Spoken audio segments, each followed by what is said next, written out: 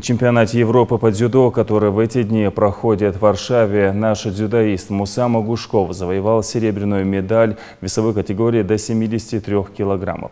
Участник Олимпиады в Лондоне дошел до финала, одолев 4 соперников. 2 схватки Муса завершил досрочно против спортсменов из Румынии и Израиля. В финале с дзюдоистом боролся Хадия Хейдаров из Азербайджана. Схватка получилась интересной, но напряженной. Муса Магушков уступил в финале, получив от судей 3 замечания шидо. Попалась очень сильная сетка, вот эта жеребьевка, там их раскидывают по группам, именно по тем, которые набирают очки, рейтинг, по рейтингу. Очень сильная группа, серебряный призер Олимпийских игр, там был призер Европы, призер мира в этой сетке у него был.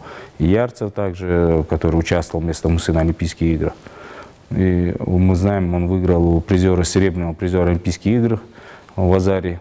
И очень грамотно отборолся эту схватку. И до этого все схватки прошел очень грамотно.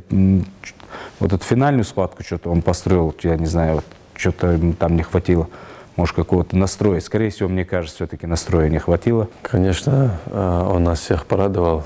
В любом случае, серебро на чемпионате Европы – это большой результат. Но нам и всем хотелось, чтобы он выиграл, потому что он был заряжен, и с первых схваток он доказывал. И когда он выиграл серебряного призера Олимпийских игр, мы уже ждали больше золота, но, алхамдулилlah, надо быть довольным тем, что все-таки серебро – это тоже результат. Он для себя доказал,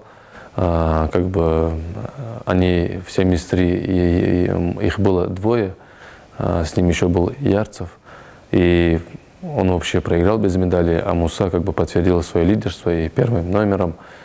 Я думаю, самое главное, если он подойдет к самому главному старту чемпионата мира, это для него нормально будет. А так мы все радуемся, поздравляем Мусу, ждем завтрашний день. Завтра на татами выйдет другой наш дзюдоист Хусейн Халмурзаев, чтобы побороться за золото чемпионата Европы.